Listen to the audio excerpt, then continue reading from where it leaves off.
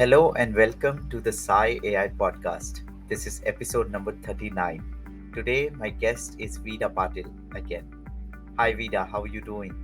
I'm doing awesome. How are you, Vivek? Very good, very good. Thank you for giving your time again. Thank you for having me. Vida runs a great podcast of herself called the Pitch Cafe Podcast, covering some great topics in tech, coaching, entrepreneurship, and more. Vida is also an author about to publish her first book, Startup to Win. Today, we've got something related to language and how language shapes our creativity and makes us more confident. And we are talking about the native language and also the language that we learn from the time we are born. Currently, Vida, I'm researching on finding how our native language makes us more confident and creative. But I'm being very cautious when I'm defining what our native language is. As per me, it is the language that our past generations have spoken and communicated in. And I'm not saying that it is something that is a 10,000-year-old language that our real distant ancestors used to speak. My question is, what do you think about this when it comes to language? Is it important for us to communicate in our native language? And of course, we don't need to limit ourselves to that and learn more languages as we. Yeah, I think, Vivek, first of all, we should get to the roots of what is a language, why human beings use language. And the question is, what kinds of communications are there other than language, and why do people choose language? I believe that human beings are connected intuitively. We are able to communicate intuitively. It's a lost art. Uh, because it's a lost art, we are so distracted by external. Let's assume that we're using language which is slightly more inferior form of communication. If you really look at what human beings are capable of, we at very high levels we can use telepathic communication. We are very strongly embedded with skills in non-verbal communication, where we don't use words but we are able to communicate a lot. Two people who are very close, they use non-verbal communication. They don't need words. However, we have lost the ability to control our senses. We don't know how to use so many parts of our brains. It's a lost art. So let's talk about language. Language has got special magic. The first thing about language is it's got a vibration, it's got a frequency. When you utter something, there are so many frequencies embedded in it. First is your emotional vibrations. What kind of emotion you are. If you listen to a sadhu sant, they are very calm, or they come from a very high vibration. If they're authentic sadhu, or if they're authentic saint, if they are very cultured people, their voice is very, very powerful, because inside as a body they are cultured. What they eat, when they wake up, what kind of exercises they do, how their mental status. So this is one vibration, but there are a lot of other vibrations in language. If you look at, like you say, the languages in India, when they produce sounds, the earliest sounds are from the Maheshwara Sutrani. The earliest documentations, they say the Shiva's drum, it made sounds, and they noted down the sounds which came. It comes like I un rul ruk eong I ouch ayavarat lan nyamai kadadash jabagadash kapachata chatato kapai shashasar hal. All these are hard to remember, so it became a I u r a I o au. Then we had the vyanjanas, the swaras. So vyanjanas are consonants, swaras are vowels. All this being said, our language, native language in India, is based on these sounds. So if you consider Sanskrit as one of the core languages, Sanskrit is the third or fourth version, the Lipi. It is the refined version. There are other more older versions of this. For instance, there is also Pali, there is Prakrit. These are all different versions. What I'm essentially getting at is, when a language starts culturing your emotion, it starts culturing your mental state. For example, in Sanskrit, if you use the word om, it is supposed to stimulate certain nerves, and it's supposed to create that effect. So certain languages are built like this. For example, Sanskrit is built like this. A lot of children of Sanskrit, like Telugu, Tamil, Kannada, Marathi, they are all incorporating these elements. If you look at the Mandarin and languages like that, they are very strong on the seat of power. This particular chakra, which is the solar plexus, this chakra is what is most activated in the Chinese language. So they generate a lot of sounds here. Now, if you look at Spanish, it is very verbose. Verbose means they talk a lot of words when they're saying something. However, in Chinese or in Sanskrit, it is all compressed in one symbol. When you start using a language, you start shaping your personality. That's essentially what is happening. If you say that you're asking me, is native language important or not? That means your native traits, the land where you come from, let's say eating in a community is important in your the place where you're born, whether it's Kerala or it's Karnataka, South India. People eat on this from the same plate, or they do community meals. So if this is common, this is kind of incorporated in your language, the words you use, priority you give. In Kerala, there is no me. It is always I'll have to say Vida. They never say I. They say Vida. For them, ego is not important. They step out of ego, and for them every person is as important as me. So they say Vida is angry, could you please tone down? Or Vida is happy, would you take credit for that? So Vida, even though it's me, I say Vida. Language shapes your personality and vice versa. If you start activating solar plexus, it's called Manipura chakra, all the time you speak, that is culture which will bring strong people. Where strength goes, strength, power is more important than other traits. Like anahata is hard. If your culture has a lot of music in and traditions, for example in Sanskrit, they have Carnatic, they have Hindustani, or all these different kinds of music. Anahata is most activated, so heart is most activated. A lot of languages, this poetry is given importance. In French, poetry is important. How can language not shape your personality? The words you use in France, lot of vocabulary in describing food, art, so much vocabulary is shaping your personality, is what I would say. If you miss out on your native language, you miss out on your native language culture. You miss out on your identity, where you come from, is what I would say. So what are your thoughts on this? What do you think? This is fascinating stuff, Vida. The kind of knowledge that you brought in this question alone is mind blowing. The Shiva thing that you mentioned, and how it is for people to understand, then it became gana. Wow, that's mind blowing stuff. I think we should do more in depth talk about this. But I think what you've said actually is so much technical that I'm out of words, or I'm out of ideas. I think I would add just one thing here. When you were talking about it, I was feeling like when we were taught English from our childhood, it's more or less like, have you seen a rusted iron? So, on a rusted iron, you would first put some oil, like a primer or something. And that is, I think, something that could have protected our own language. But on top of that, somebody actually painted a color, which is the English language. Exactly. And that became our identity. Yes. While it is not. I mean, it is phenomenal that so many creative people, intelligent people come out of it, even though they don't speak in their own native language like Tamil or Kannada or Sanskrit or whatever. Yeah, but I'll give it back to you. What do you think about this aspect of not getting to your own language in the very beginning while still being creative? How do you decipher it then? Right. Starting with Swami Vivekananda, Ramakrishna Paramahamsa, then I would follow. I know Shankaracharya is written in Sanskrit, but I did follow his simplified teachings, and Tagore.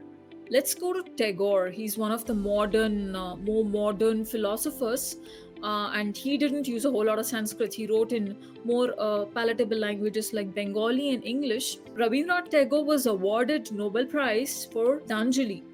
So, and this is a collection of his poems. And let me tell you something very special about Rabindranath Tagore. He was one of the earliest people who, during the British Raj, made India very popular in the Europe. And the way he did that was, he would write a lot of soulful poems in English, and people who were impacted by the World War, the First World War, or a Second World War, can't place which one, mostly First World War, they would read his poems and they would find solace. When a language and poetry and literature can provide solace, and it was healing people, That is when they found a mass adoption for Rabindranath Tagore in the British. Back then UK was pretty separatist. They did not like non English people or the non Caucasian, non Christians trying to influence the British Raj or the Queen and country. But his poems were able to break through because he wrote in English, but his feelings and emotions were very Indian. But one thing about Tagore was he rejected the Nobel Prize initially because he said English captured like one drop of the emotion he encapsulated in Bengali. Gitanjali was written in Bengali and translated into English, and the Nobel Prize was given to a watered down version. Bengali version was so rich for Tagore because the words in Bengali captured the emotion of the Indian culture. We cry when we get separated from our dad, even though he may live 2 streets away. When we are getting married, we still cry. We visit our parents thrice a year, but we still cry. They still come to the airport. They want to make sure you've reached safe. You have to call them 10 times. This is the cultural richness which he captured in all his Bengali words. So he said no first.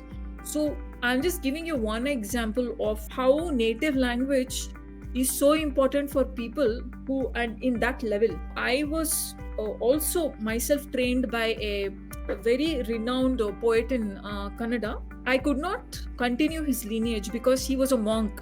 He wanted me to come and live in the caves and learn from him. So the way the Indian Gurukul system is hire your prodigy young and coach them, right? So I was 5 or 6 and they wanted me to come. So that person he became a monk. After he lost his wife, he became a monk. He altogether what was invented in Sanskrit and Kannada in the rhetorics, it's called Chandas Shastra, which creates music and rhythm in language. So when you speak something, it is very musical, very pleasing. It just goes straight to the heart. So it's a science essentially.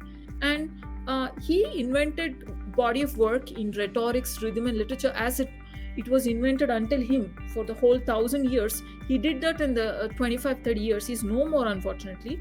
But what I'm trying to say is this is the power of language when it is spoken right, with the rhythm, with the rhetoric. Words and emotions are coming from your culture. This word, bidai is Indian culture.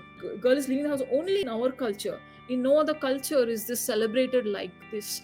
So there is shagun. This word you cannot find in English. And I'm just giving you one example. In emotions itself, in the Western culture, they've created this wheel where every stripe is given a word, the emotion.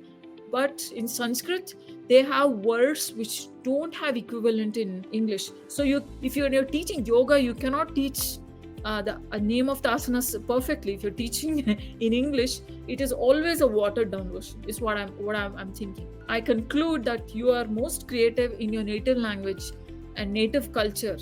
If it comes out in that particular original language, your native language. Yeah. Wordsworth or the original poets in English, Shakespeare, they also did equally good work in English. Yeah. Because that was their native language. Yeah. Shakespeare is timeless because that was his native language, right. Which he was writing in. So yeah, that is also true. Yeah.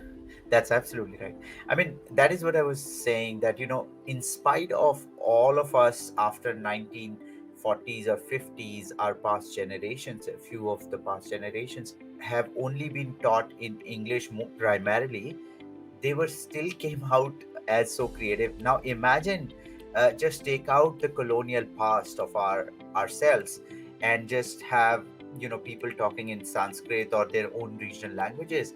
How much creative they would have been, or how much creative our country would have been.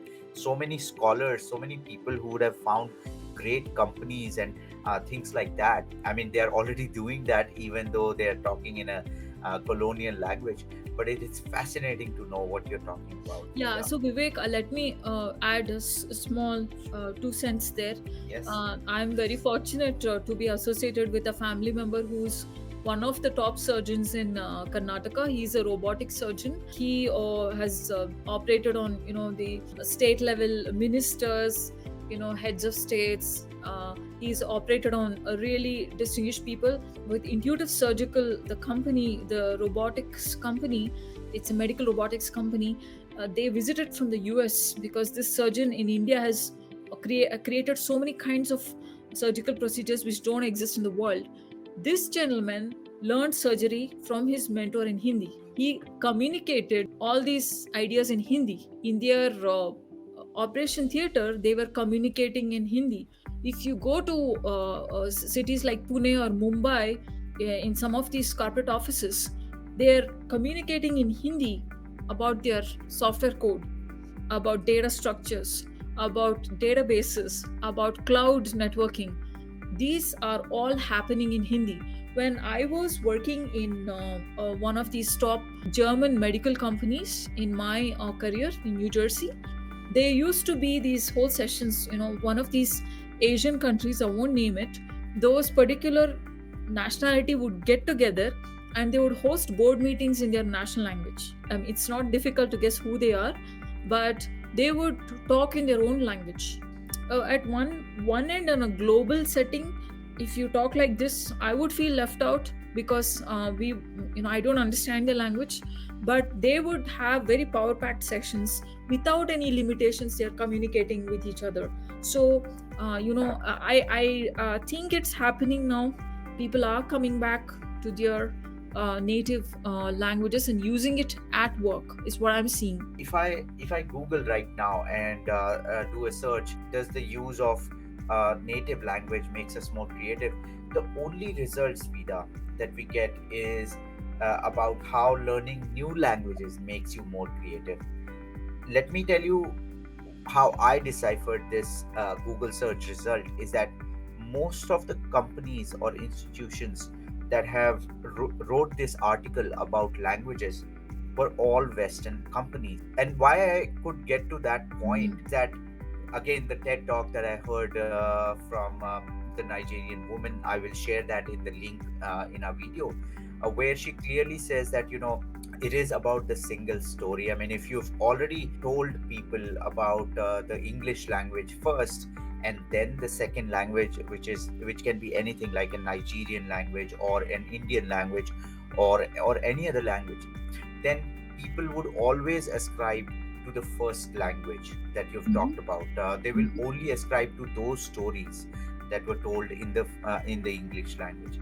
So I mean, getting on to the point again, I think most of these articles were written by companies which were founded by Abrahamic religions, primarily Christian countries, and they can only think in that box. Why would they think for us, or why would they think for Nigeria, or why would they think for China? Therefore, my question to you is, should we look into the non-English research papers like from Russia, China, India, Germany, and others who are still using primarily their native languages in communication and all, who even though have no problem in adopting to English, colonized it, but still gives importance to their own language, which is their native language. So my question is, how these countries will write those or bring more creativity out of their own people, when even today some of these countries like us and Nigeria and Germany, it is spreading a lot. I mean, I just did a podcast with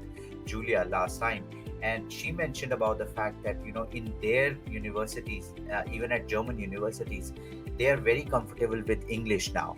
So the coming generations are now transforming a little bit there as well. So how do you think about this? So there are two aspects to it. One is conserving your own culture.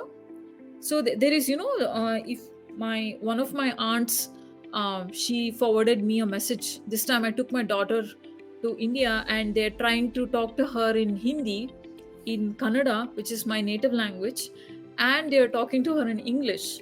So they say you should teach her all three: the Rashtra Bhasha, the Matra Bhasha, and the language of the world. So what you call Vishwa Bhasha. The British colonized the world. It's the Vishwa Bhasha. Vasudhaiva Kutumbakam. The whole world is one. So that has become, you cannot deny that. But what is your Matrabhasha and what is your Rashtra Bhasha? In India is basically a collection of small countries. Maharashtra it used to be a separate kingdom. Karnataka, separate kingdom. Cholas, the Tamilian, separate kingdom. The Banglas northeast, the Ashoka's empire, the Maurya, the separate kingdom.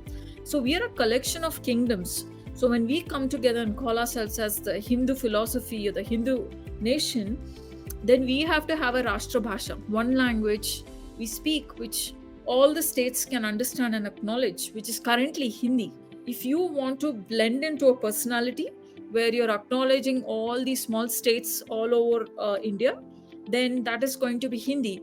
But if you're going to blend with people from all other nations, like people from the US, from Australia, from the European countries, from Africa, then I think currently that language is English. You are blending into that particular kind of personality. What is that personality like? The Western personality. They dress in suits, or they dress in jeans, or they're slightly casual. For formal occasions, they wear a jacket. So this is the personality of the West. Or Sundays is a holiday. In Hindu culture, Sunday is not a holiday. We don't have holidays. There is no concept of holidays. Every day is important. Every day you enjoy. Every small important event is a festive event. This whole concept of Sunday and Saturday was brought in by the Western culture. So when you are talking in a Vishwa Bhasha, the global language, the global culture, you have to dawn on that personality. You cannot say, I am Hindu, so I don't want to take a holiday on Sunday. So because then how will you work with a multinational corporation? How are you going to interface across time zones? So this is what I think. But don't forget your Matra Bhasha and the Rashtra Bhasha. Celebrate Diwali, celebrate your Dashara, so your beginning, the new year is different for every culture. Whichever country you are in, the solar solstice, when does it change? You follow your new year according to that. So remember your Rashtra Bhasha, remember your Matra Bhasha, but be open to being a global citizen. What is the language spoken everywhere? Know that. Don't be in the bubble. A lot of states in the US, they don't believe in the Darwinian theory. They believe that God will come and save. They never took vaccination. You don't want to be like that. And I would add just one more thing, which I was thinking when you were talking about the different kingdoms in India. Sure, there were different kingdoms in India, but they were all the one umbrella, which because there was no nation state before in the past. So it was all Rashtra. So it was Bharat Varsha or Bharat Rashtra. And all of them were under the same umbrella. Our liberal friends do not ascribe to. They would say, no, we were not in one single country. We were small communities or different kingdoms. But that's not right, because otherwise, how would communication happen between thousands of kilometers from Atak to Katak, right? So great questions, Vivek. I had not thought about these things. Some of the things you're talking, it just creates a very, very giant pregnant pause for me. I'm like, oh God, this is how I was raised. Can I go back and discover my roots? Is what I feel. Exactly. It's such a fascinating topic as well, Vida. And the more technical details that you've added, I've never thought about those. I will now go ahead and listen to my own podcast after I release it, and then start working on what you've talked about, like the Shiva and the other things that you mentioned are still resonating in my head somewhere. Try to incorporate art, some sort of form of art when you're learning language. For example, in the Hindu, let's look at the Hindu languages. Let's say we're looking at Sanskrit, then you have the shlokas, right? The Sanskrit shlokas. You can sing the shloka, you can have a background shruti, turn on the shruti, it creates a very good, nice therapeutic vibe. Then you sync your voice with the shruti, and once you sync your voice with the shruti, then you start saying the words in a rhythmic way. So now you've added music to the senses, you've added rhythm. It is physically involving you. You repeat the words which are rhyming, because once there is rhyme, rhythm, music, and you understand the meaning of the shloka in depth. Rhyme, rhythm, meaning, with all these three, if you are repeating something, then it becomes part of your DNA. So in English it's called metaphors, rhetorics, poetry. So all these are different ways where you can conserve it very well, whatever language you're learning. So if you're learning French, then what is your folk song? What are the poems in France which are taught to kids by grandparents. In India, it is the Janapada Gite, the folk songs of the state where you're born. In the village, your grandmom sings when she's breaking rice. She sings this. She's making bread. She sings these songs. She's churning buttermilk. She sings these songs. So those are very rhyming, rhythmic, and they say very wise words. For example, there's a mimicry artist, or actually he's a professor of Kannada. He's also very good in mimicry, and what he used to do is to mimic these street artists in Kannada. So these people, they sing poems in a very nice way, where they're incorporating the language as well as lessons of wisdom. But the way they say it is, in one breath they say 10 to 15 sentences. So they are so literally breathtaking that people who listen to them, they give them money. So he used to mimic. He's actually a professor in language, and he's got a lot of national awards and all because of his ability to mimic the language and its variations. In that, there's very simple example. There's a person who is beaten down and he's sitting and he's lost interest in life. So there is a very old lady. She's actually living a very poor life. She comes and tells him, this guy is rich, he's got everything, but he's feeling beaten down. She comes and tells him, if you go bang your head on the rock, nothing happens to the rock, your head gets hurt. So stop beating the old thought which is in your head. Look at your 5 fingers, are they equal? If one day it is a bad day, short, next day your finger, it becomes longer. So you have good days, bad days. What's important is you make a fist and you get back at life.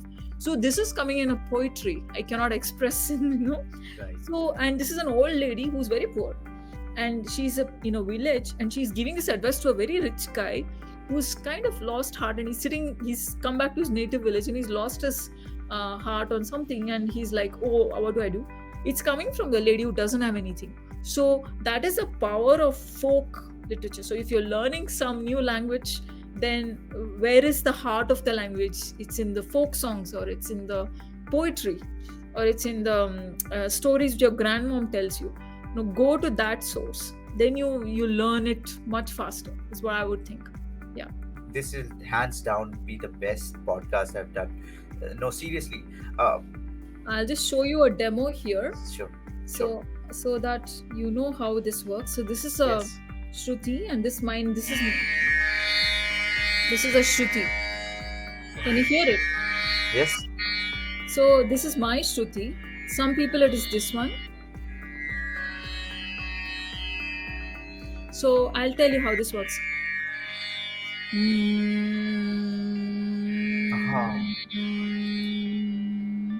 Vishvam Vishnurvashatkaro Bhuta Bhavya Bhavat Prabhu.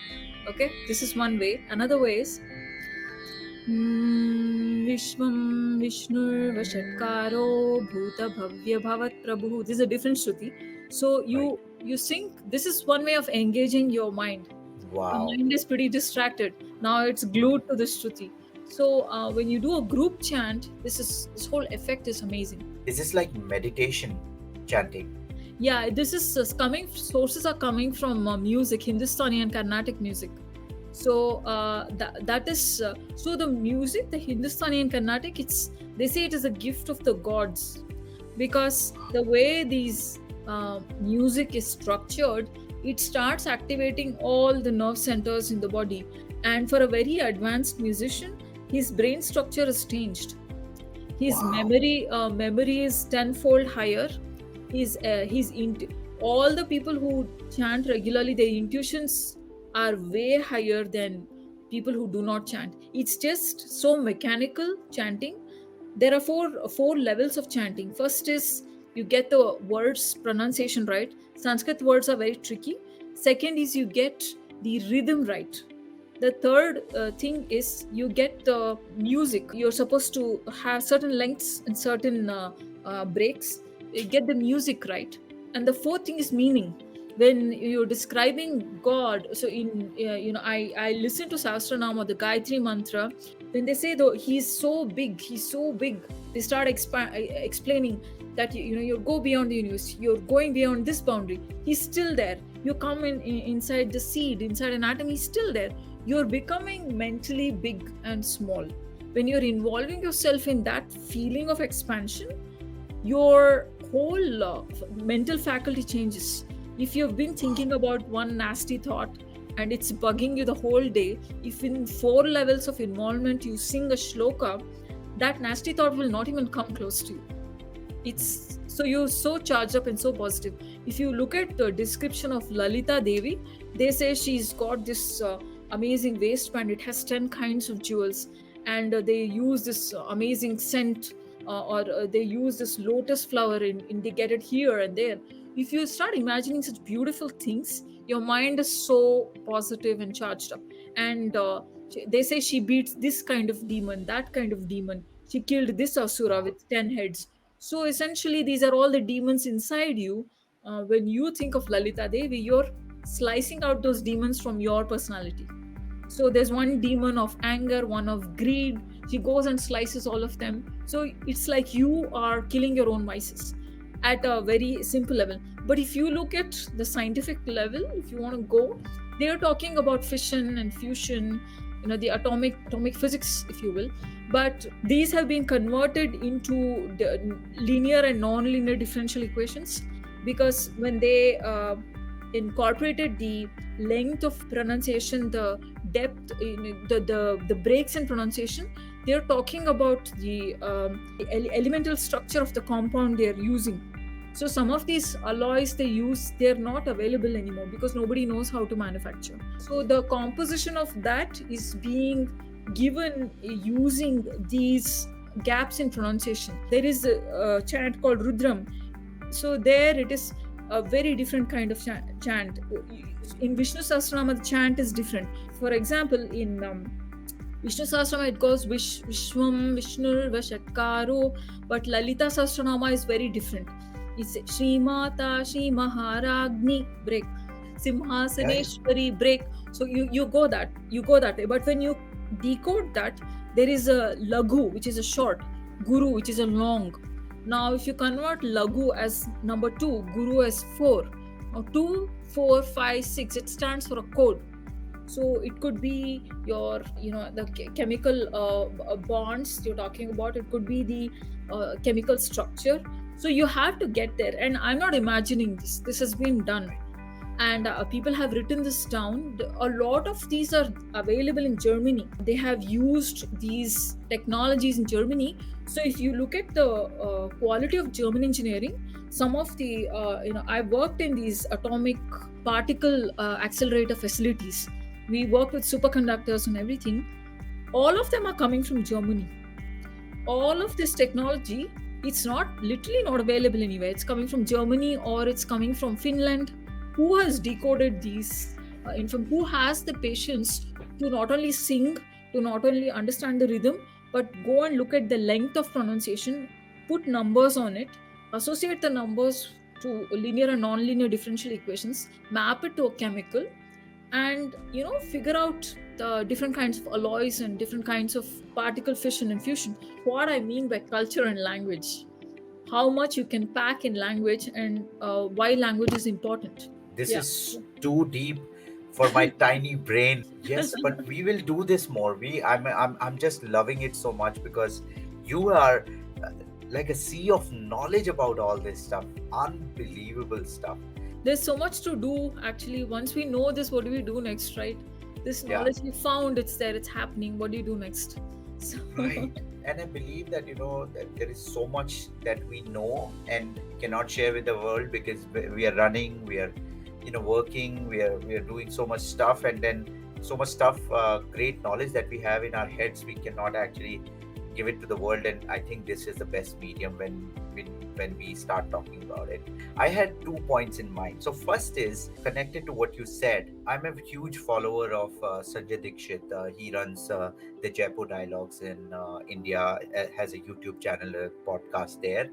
And I listen to him a lot, and a very learned guy, very very scientific, very very. He talked about this fact one time. Vida, some of the questions that have been asked to him is that yes, I believe that if you teach your kids Sanskrit, they will turn out to be genius, and you will thank me after 25 years. I believe that I want to make this a mission of my life, and at least for some time, till I'm very very passionate about keeping with the Vasudev Kutumbakam thing that you mentioned, keeping the English language with us.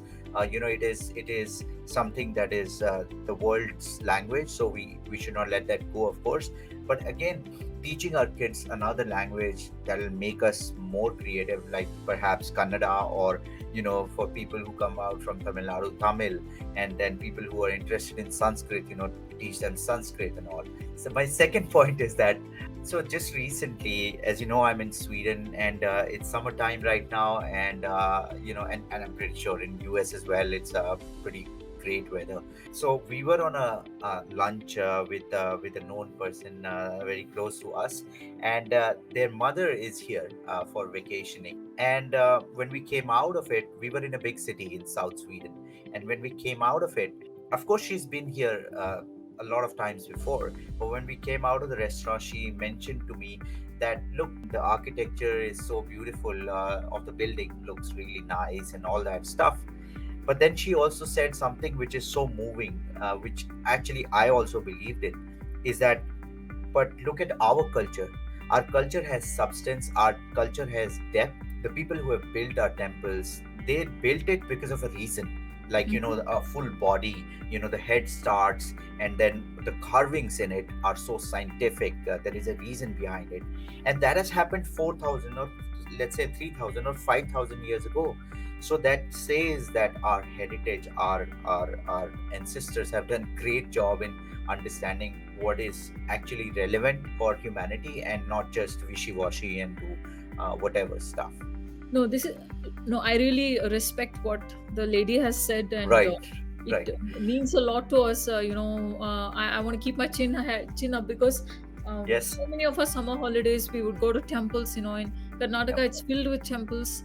So it's not only India. I think in Southeast Asia, there is a temple in Cambodia. They haven't figured out how they built that temple. They've tried Angkor to Wat. Angkor, Angkor Wat, exactly, in Angkor Wat. the biggest Hindu temple in the world. Yeah. I mean, how did they build that? So if you look at Wow. the effort estimated, they say even if people worked on it 8 hours a day for 50 to 60 years, or maybe more than that, 100 years or 150 years, there's no way you could have built it. We are dealing with a very advanced technology, and what has happened is part of the temple has been plundered, and they've wanted to plunder the Hindu, the idols, and they've built Buddhist idols on top of the Hindu idols. If you compare the quality of it, the recent ones look pretty run down, and they've already gotten spoiled, and the ones built by the original Angkor Wat architects is still nice. So what I'm thinking is, the kind of language they used, the way they were, just this whole axis of learning, going to school, this is a very very superficial framework. Their whole idea of architecture was very very deep rooted. It is, I would say, fundamentally the way human beings were raised, they learned, they interacted, they created, was at a very advanced level. So one of the theories is that these human beings were giant. They were 40 feet tall. They were not like us. We can grow 6 feet max. So the idols, the buildings we built are at our level. So these are powerful creatures who are much much taller, so their imagination vision is much bigger. So that is one theory. Another theory is they had mastered the technology of sound resonance. Sound resonance means you can lift really heavy objects by making them weightless, and this has been tried in South America. And the thing is, it's not made public. This technology is not made public.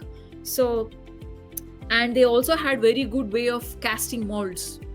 You didn't have to chisel it out. You created molds. So these are all the things which are nobody has figured out. And I think Mind material blowing. material science is just very it's lagging behind, is what I would say. Right. Yeah. No, Yeah. no, absolutely mind blowing stuff. Yeah. That's absolutely fantastic. I just wish, Vida, what you're talking about right now, what we're discussing right now, many people can listen to it, because this could be a conversation starter. Yeah. Where and how will we start to appreciate what we had never seen? I mean, Yeah. it's great to watch Hollywood movies. It's great to get into the field of tech because you're working in a multinational company. But think about what we are losing here. Think about that theory that Vida is talking about the 40 feet tall people, and it could be a possibility because how the heck the Egypt's pyramids are built, how the heck that the stone henges are built, Yeah. that is not possible with today's engineering. Forget about 5,000 Yeah. years from now. So, there are a couple of things. The Kailash mountain is supposed to be like a part of a spaceship, and it is supposed to be sealing underground cities, is what they would say. So it's really very unusual the way Kailash is structured. Yep. So it's probably it's a connection to another dimension or Yep. another world, is one theory. There's another temple which is very talked about, the and Mahabaleshwar. and Say before that. you start with the second point, let Yeah. me add here that Kailash has never been climbed yet, even in the Yeah. modern world. That's Yeah. a fascinating stuff. Yeah, only one Buddhist Yeah. monk, Milarepa, climbed it. That Yes. too, it's written in scriptures, Yes. and we have to believe that. But why have they not been able to climb? What's going on there? Exactly. Right. So, yeah, Please go ahead. Yeah. yeah, and the other one is the Mahabaleshwaram temples in South India.